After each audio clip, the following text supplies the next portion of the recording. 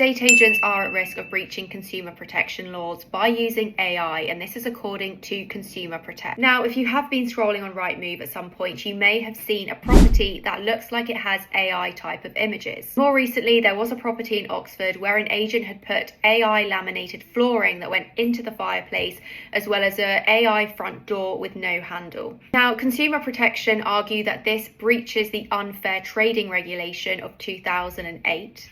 Which prohibits the use of images which could contain misleading information or deceive the average consumer. However, some agents say that this actually helps buyers because it means that they can see what the property looks like furnished if the property is otherwise being advertised as empty. The trouble here is that Consumer Protection believe that it could lead to a misleading transaction where somebody feels like they're getting one thing because they've seen this image online, and actually once they've moved into the property, they're getting another thing. But obviously you could argue that you would go and view the property before making the transaction anyway.